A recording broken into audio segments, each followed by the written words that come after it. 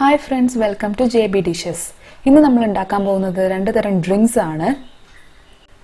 ഒന്ന് നമ്മുടെ കറ്റാർ വാഴ ജ്യൂസും രണ്ടാമത്തേത് ചെമ്പരത്തി ജ്യൂസുമാണ് ഉണ്ടാക്കാൻ പോകുന്നത്. അപ്പോൾ ആദ്യം കറ്റാർ വാഴ ജ്യൂസ് എങ്ങനെയാണ് ഉണ്ടാക്കാമെന്ന് നോക്കാം. അപ്പോൾ അതിനു വേണ്ടി ഞാൻ ഒരു കറ്റാർ വാഴയുടെ ചെറിയ ഭാഗം മുറിച്ചെടുത്തിട്ടുണ്ട്. ഇപ്പോൾ നിങ്ങൾ കാണുന്ന ഈ യെല്ലോ കളർ ലിക്വിഡ് ചിലവർക്ക് അലർജി ആയിരിക്കും.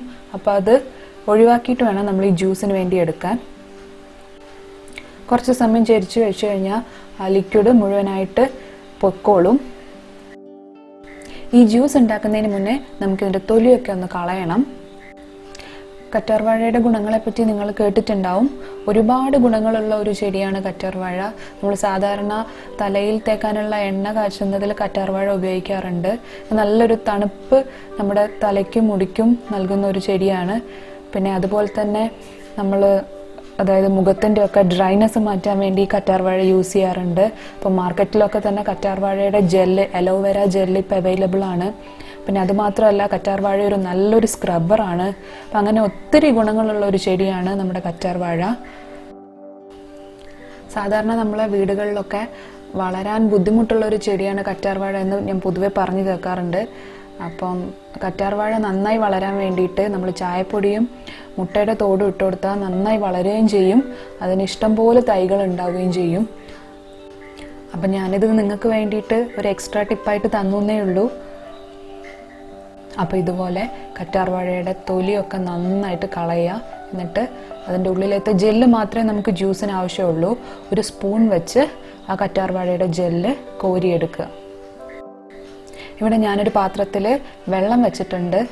അപ്പോൾ ഈ കറ്റാർ വാഴയുടെ ജെല്ല് നന്നായി കഴുകിയെടുത്തതിന് ശേഷം മാത്രമേ നമ്മൾ ഒരു മിക്സറിലേക്ക് ഇട്ട് കൊടുക്കാൻ പാടുള്ളൂ. അപ്പോൾ അതിന് വേണ്ടിയിട്ടാണ് ആ വെള്ളം എടുത്തു വെച്ചിരിക്കുന്നത്.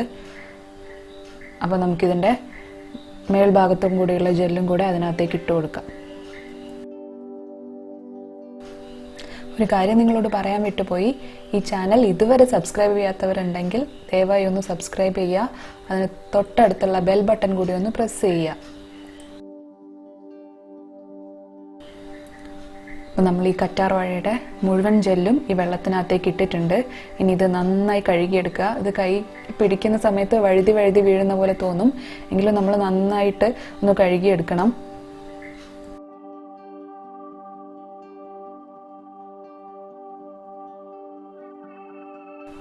ഈ ജെല്ലിനെ ഞാൻ നന്നായി കഴുകി എടുത്തിട്ടുണ്ട്. ഇനി ഇത് ചെറിയ ചെറിയ കഷ്ണങ്ങളാക്കി ഒരു മിക്സറിൽ ഇട്ട് കൊടുക്കുകയാണ് വേണ്ടത്.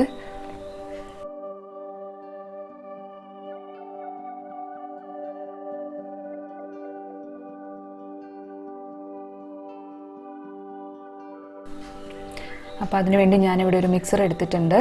അതിനകത്തേക്ക് ഈ ജെല്ല് ചെറിയ ചെറിയ കഷ്ണങ്ങളാക്കി ഇട്ട് കൊടുക്കും.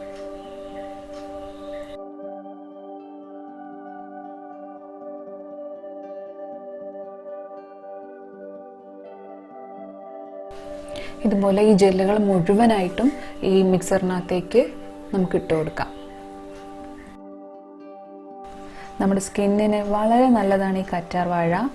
അതുമാത്രമല്ല എന്തെങ്കിലും തരത്തിലുള്ള ഡൈജസ്റ്റീവ് ഇഷ്യൂസ് ഒക്കെ ഉണ്ടെങ്കിൽ അതിനൊക്കെ ആൾക്കാർ ഈ അലോവേരയുടെ ജ്യൂസ് ഉപയോഗിക്കാറുണ്ടെന്ന് പറഞ്ഞു കേട്ടിട്ടുണ്ട്.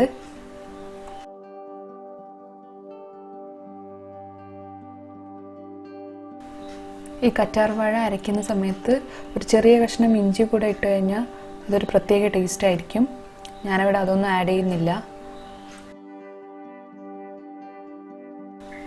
അപ്പോൾ ഇതിനെ ഇനി ഞാനൊന്ന് അരച്ചെടുക്കാം. അപ്പോൾ ഇതിനെ ചെറുതായിട്ടൊന്ന് അടിച്ചെടുത്തിട്ടുണ്ട്. അപ്പോൾ 2-3 പുതിനയില ഇതിനകത്തേക്ക് ഇടുകയാണ്. എന്നിട്ടൊന്ന് നന്നായിട്ട് അരച്ചെടുക്കുക. അപ്പം ഞാനിതിനെ നന്നായിട്ട് അരച്ചെടുത്തിട്ടുണ്ട്. ഇനി ഇതൊരു പാത്രത്തിലേക്ക് ഒഴിക്കുകയാണ്. ഇതിനകത്തുള്ള കറ്റാർ വാഴയൊക്കെ നന്നായിട്ട് അരഞ്ഞതുകൊണ്ട് ഇതിനെ അരിക്കാനൊന്നുമില്ല. നിങ്ങൾ ഇഞ്ചിയൊക്കെ ആഡ് ചെയ്യുന്നുണ്ടെങ്കിൽ ഒന്ന് അരിച്ചെടുത്താൽ മതിയാവും. ഇനി ഇതിനകത്തേക്ക് ചെറുനാരങ്ങയാണ് പിഴിഞ്ഞൊഴിക്കുന്നത്. ഒരു ചെറുനാരങ്ങയുടെ പകുതിയാണ് ഞാനിവിടെ എടുത്തിട്ടുള്ളത്. അപ്പം നമ്മളെ ജ്യൂസിന് അല്പം പുളി കൂടെ ഉണ്ടാവും. ഇനി മധുരത്തിനായി ഞാൻ ഉപയോഗിക്കുന്നത് തേനാണ്. ഒരു 2 സ്പൂൺ തേനാണ് ഞാനിവിടെ ഒഴിക്കുന്നത്. നിങ്ങൾക്ക് ഇനിയും മധുരം വേണമെന്നുണ്ടെങ്കിൽ തേന് കുറച്ചും കൂടി ഒഴിക്കാം. അല്ല എങ്കിൽ കുറച്ച് പഞ്ചസാര വേണമെങ്കിൽ അതിനായിട്ട് ഉപയോഗിക്കാവുന്നതേ ഉള്ളൂ. അപ്പോൾ നന്നായിട്ട് എല്ലാം കൂടി ഒന്ന് ഇളക്കി കൊടുക്കുക. അപ്പോൾ നമ്മൾ അലോവേര ജ്യൂസ് ഇവിടെ റെഡി ആവാനായിട്ടുണ്ട്. ഇനി നമുക്കിതിനെ ഒരു ഗ്ലാസ്സിലേക്ക് സെർവ് ചെയ്യാം. അപ്പോൾ ആദ്യം നമ്മൾ ഇപ്പോൾ തയ്യാറാക്കി വെച്ചിരിക്കുന്ന ജ്യൂസ് ഒഴിച്ചു കൊടുക്കുക.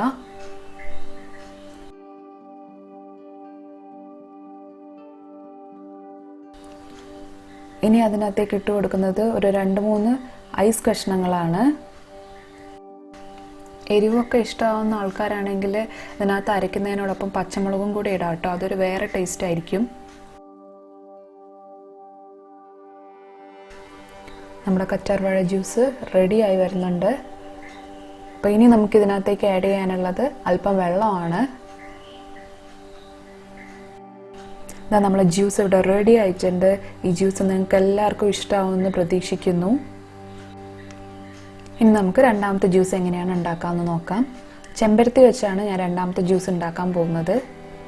കറ്റാർവാഴയെ പറ്റി പറഞ്ഞതുപോലെ തന്നെ കുറേയധികം ഉപയോഗങ്ങളുള്ള ഒരു പൂവാണ് ചെമ്പരത്തി. നമ്മൾ സാധാരണയായിട്ട് എണ്ണ കാച്ചുമ്പോൾ ചെമ്പരത്തി ഉപയോഗിക്കാറുണ്ട്, അതുപോലെ തലയിൽ തേക്കാനുള്ള താളിയായിട്ട് ചെമ്പരത്തി ഉപയോഗിക്കാറുണ്ട്. അപ്പോൾ ഇതിൻ്റെ ജ്യൂസ് എങ്ങനെയാണ് ഉണ്ടാക്കാമെന്ന് നോക്കാം. അപ്പോൾ അതിനുവേണ്ടി ആദ്യമായിട്ട് നമ്മളൊരു പാത്രത്തിൽ വെള്ളം തിളപ്പിച്ചെടുക്കുക. വെള്ളം നന്നായി വെട്ടി തിളയ്ക്കണം. ഇപ്പം നമ്മളെ വെള്ളം നന്നായി തിളയ്ക്കാൻ തുടങ്ങിയിട്ടുണ്ട്. അപ്പോൾ ഇനി നമ്മളുടെ ചെമ്പരത്തിപ്പൂവ് നന്നായി കഴുകി അതിൻ്റെ ഇതളുകൾ ഇതിനകത്തേക്ക് ഇട്ട് കൊടുക്കാം. മിനിറ്റ് വെച്ചുകൊണ്ട് തന്നെ നമുക്ക് ആ ചെമ്പരത്തിപ്പൂവിൻ്റെ കളറ് ആ വെള്ളത്തിലേക്ക് പിടിക്കുന്നതായിട്ട് കാണാൻ പറ്റും.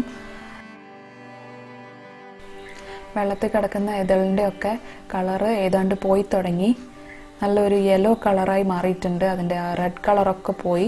ഇപ്പം വെള്ളം നോക്കിക്കഴിഞ്ഞാൽ നിങ്ങൾക്ക് മനസ്സിലാവും അതൊരു കട്ടി റെഡ് കളറായി മാറിയിട്ടുണ്ട്. ഇത് നോക്ക്, ഇതൊരു യെല്ലോ കളറായിട്ട് ഇതിൻ്റെ ഇതൾ മാറിയിട്ടുണ്ട്. അപ്പം നമുക്കിനി തീ ഓഫ് ചെയ്യാം.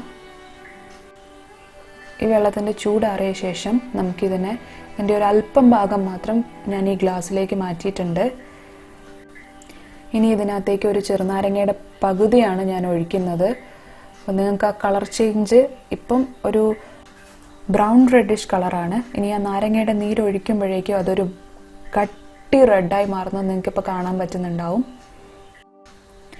ഈ കളർ ചേഞ്ച് നിങ്ങളെ കാണിക്കാൻ വേണ്ടിയിട്ടാണ് ഞാനൊരു ഗ്ലാസ്സിൽ തന്നെ ഒഴിച്ച് കാണിക്കുന്നത്. അപ്പോൾ ഇതൊരു കട്ടി റെഡിഷ് കളർ തന്നെയായി മാറിയിട്ടുണ്ട്. മുൻപത്തെ കളറിൽ നിന്നും ഇതിനകത്ത് കളർ ചേഞ്ച് ഉണ്ടായിട്ടുണ്ട്. അപ്പോൾ ഇനി ഇതിനകത്തേക്ക് 1 സ്പൂൺ പഞ്ചസാര ആഡ് ചെയ്യുകയാണ്. ഞാൻ ആ തിളപ്പിച്ച് വെച്ച വെള്ളം മുഴുവനായിട്ടൊന്നും എടുത്തിട്ടില്ല, ഒരു ചെറിയ പോർഷൻ മാത്രമേ എടുത്തിട്ടുള്ളൂ. നിങ്ങൾക്ക് വേണമെങ്കിൽ അത് ഫ്രിഡ്ജിലെടുത്ത് വെക്കാവുന്നതേ ഉള്ളൂ. ഫ്രിഡ്ജിൽ വെച്ചെടുത്ത് വീണ്ടും വീണ്ടും ഉപയോഗിക്കാവുന്നതേ ഉള്ളൂ. അപ്പോൾ നമ്മൾ ചെമ്പരത്തി ജ്യൂസ് റെഡി ആയിട്ടുണ്ട്. ഇത് വേണമെങ്കിൽ നിങ്ങൾ ഉപ്പിട്ടും കുടിക്കാവുന്നതാണ്. അപ്പോൾ ഞാനിത് 2 ജ്യൂസും കൂടെ ഒരുമിച്ചൊന്ന് എടുത്തു വെച്ചിട്ടുണ്ട്. അപ്പം ഇന്നത്തെ ഈ ഹെൽത്തി ഡ്രിങ്ക് നിങ്ങൾക്ക് എല്ലാവർക്കും ഇഷ്ടമായി എന്ന് വിചാരിക്കുന്നു. നിങ്ങളെല്ലാവരും ഇത് വീട്ടിൽ ട്രൈ ചെയ്ത് നോക്കണം. വീണ്ടും അടുത്ത വീഡിയോ ആയിട്ട് കാണുന്നവരേക്കും ബൈ ബൈ.